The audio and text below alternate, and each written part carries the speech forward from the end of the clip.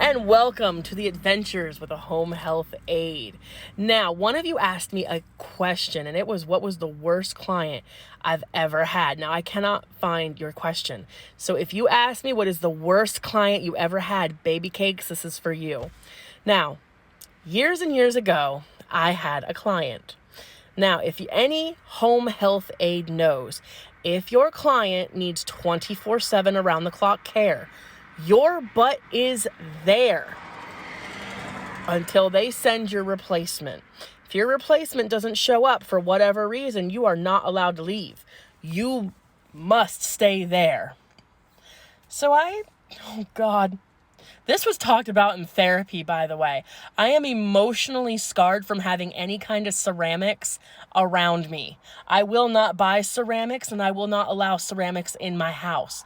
Here is why. I had a client, absolutely stunning home. This was years ago. Stunning Victorian style mansion home. And I mean the old Victorian. The beautiful decorative eaves, the wraparound porch, absolutely gobsmacked gorgeous. It looked like it could have been in a gothic romance novel or movie. Truly it did. And I get up to the top, knock on the door, and I am greeted by the cutest little old thing I've ever seen. She is so adorable.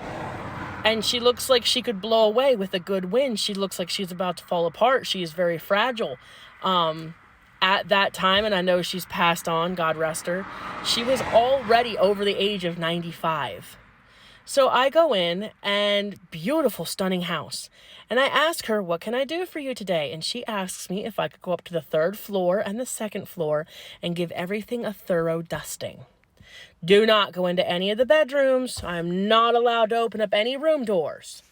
But I am allowed to dust everything in the hallways and the open parlor areas. Okay. Grab the duster, get up to the 3rd floor, and I start at one end of the hall and I'm working my way around the U. And I'm dusting, and there's ceramics everywhere. There's a couple of ceramic dogs here and there, and there's a bunch of cats over there. There's a parrot right there. And there's like this really cool bust, like a ceramic head statue in the hall by the one door. So I dust it off, and it's kind of cool. It's like an older dude, and I'm looking at him and he's looking at me, and I did the little boop, got your nose. Dustin, having a really good time. Get down to the 2nd story. It's the same thing. There's ceramics everywhere. There's another parrot. There's like 4 or 5 cats. There's 2 dogs, ceramics. And then in one of the open sitting areas, there's another bust. It's another dude's head. All right. And on the other side of the room, there's another dude's head. All right. And laying in, don't want to say laying, but like sitting, kind of laying on one of the big window seats is this like ceramic baby. Okay. Dusting and dusting. I get down to the bottom floor and, the 1st floor, and I walk up to her, and she's sitting at a table and she's painting a cat. Ceramic cat. And I said, you have a lot of ceramics. And she's like, I have a kiln downstairs. I've made my own for years. I said, that's great. She's like, yes. And this baby's name is Merton.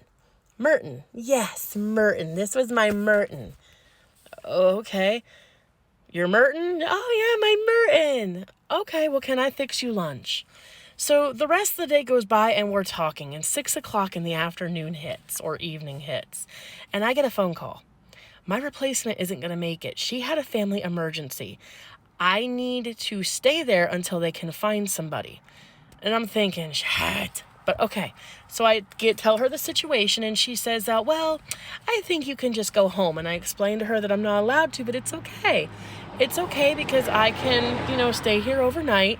And then if she needs anything, I can help her. So I get some dinner going, and I do a little vacuuming, a little more dusting down on the 1st floor, do some laundry. And about 9 o'clock at night, I help her get ready for bed. And in her room, there are a few ceramics. Whatever. So all night long, I am in this house with ceramics. And they all are looking at me. So I start to get weirded out.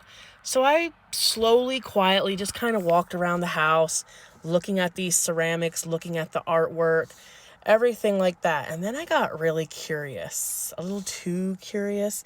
So I went down into the basement, and sure enough, she had like this whole kiln set up. There were some ceramics, up on the shelves. And I get back upstairs, and she did have 2 cats there. I was petting the cats for a while, and then I took another walk upstairs. I went from the 3rd floor all the way back down to the 1st floor, and then back up to the 3rd floor because I was really hella bored.